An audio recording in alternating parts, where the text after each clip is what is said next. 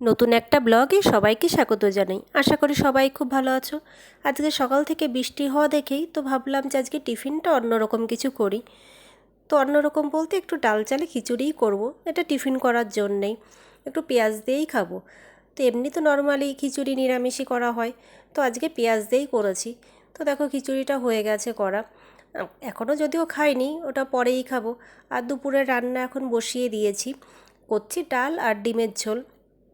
আর এইদিকে এই যে চিকেনটা, এটাই করব চিকেন চাপ। তো তার জন্যেই এটারই প্রিপারেশান চলছে। তো চিকেনটা ভালো করে ধুয়ে একটু ভিনিগার জলের মধ্যে ভিজিয়ে রেখেছি। তো ভিনিগার জলের মধ্যে থাকবেই 15-20 মিনিট মতন। তারপরে এটা তুলে যে চাপের যে প্রিপারেশান সেইগুলো করে নিয়েছি। তো দেখো পাশে সব কিছুই রেখে দিয়েছি। তো এখন চাপ যেভাবে মেখে নেব তো সেইগুলোই এখন করব।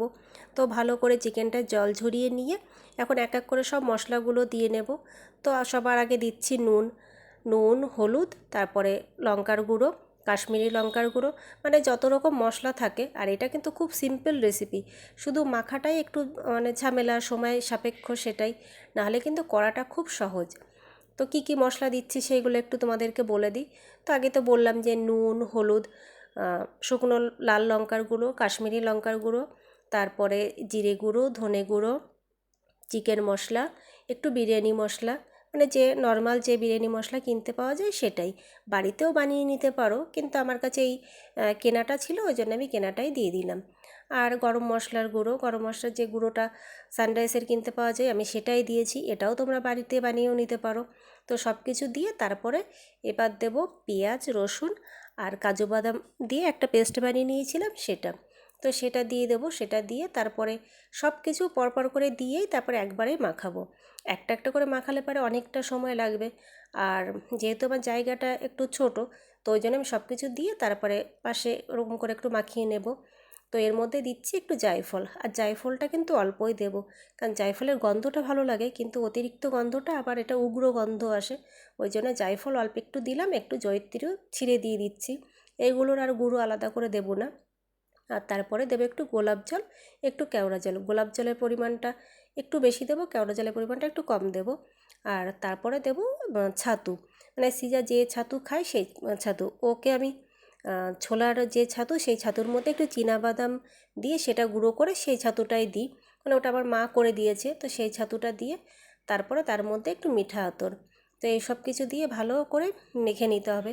আর এর মধ্যে যেটা মেন আর কি, সেটা হচ্ছে টক দই। তো টক দই এই মুহূর্তে ঘরে নেই, ওটা যখন আসবে তখন আবার আমি এরকম করেই মেখে ওটা ফ্রিজে রেখে দেবো। এমনি এখন এটা মাখা হয়ে গেলে আমি ফ্রিজেই রেখে দেবো। আর এখন বাজে 11টা, এটা আমি সন্ধ্যা এই 7টা, 8টা, 9টা এরকম নাগাদ করব। তো অনেকক্ষণ মাখা থাকবে, আর মাখা যত বেশি থাকবে ততই বেশি ভালো লাগবে। আর তারপরে দিয়ে দিলাম একটু সাদা তেল। আর পেঁয়াজ বাটাটা ওটা এখন করে রেখেছি, ওটা তো এর সঙ্গে মেশাবো না। ওটা যখন করব তখন একবারে ফোড়ন দিয়ে কড়াইতে পেঁয়াজ ভাজা দিয়েই শুরু করব রান্নাটা। তো দেখো এখন সব কিছু দিয়ে ভালো করে মেখে রেখে মাখছি। মাখার পরে যখন মাখা হয়ে যাবে তখন একটা ঢাকনা দিয়ে ঢেকে ফ্রিজে রেখে দেবো। তো বললাম যে টক দই তো এখন নেই, যখন আসবে তখন আবার এরকম করেই মেখে আবার ফ্রিজে ঢুকিয়ে দেবো। তো এখন এসব দিয়ে ফ্রিজে ঢুকিয়ে রাখি। তো দেখো সব কিছু মাখা হয়ে গেছে, এখন একটু অন্য কাজ করে নিই। তো এই দিকে এই সব খাবার দাবারগুলো রেখেছি। আর এত পিঁপড়ে, মানে পিঁপড়ে পুরো সব প্যাকেটগুলো ফুটো করে দিচ্ছে। দেখো এদিকে এত পিঁপড়ে, তো প্যাকেটের মধ্যেও পিঁপড়ে ঢুকে রয়েছে। তো সেইগুলো ঝেড়ে ঝেড়ে সব কিছু একটা একটা করে পরিষ্কার করে আবার ওই জিনিসটা জায়গায় একটু রেখে দিচ্ছি। আর লক্ষ্মণ রেখা ঘরে আছে, তো সেটা দিয়ে যতই ডাক দিচ্ছি কিন্তু অন্য জায়গায় কোনো কিছু পড়লে পারে সেই জায়গায় এত পিঁপড়ে চলে আসছে। তো এই জায়গাটা একটু পরিষ্কার করে লক্ষ্মণ রেখা একটুখানি চারিদিক দিয়ে ঘুরিয়ে দিয়ে, তো এটা আবার সেই জিনিসটা জায়গায় রেখে দিচ্ছি। তো দেখো এটা গোছানো হয়ে গেছে, এরকম করে সব গুছিয়ে রেখে দিলাম। আর এখন কিন্তু সন্ধ্যা, তো চিকেনটা বের করে নিয়েছি। মাঝখানে টক দই যখন দিয়েছি তখন আর ভিডিও করার কথা মনে ছিল না, তো ওই জন্য ওটা তোমাদেরকে দেখাতে পারলাম না। তো যখন টক দই দিয়েছিলাম তখন একটুখানি হলুদও দিয়েছিলাম, মানে হলুদটা একটু কম লাগছিলো, তো তার জন্য হলুদটাও দিয়ে নিয়েছিলাম।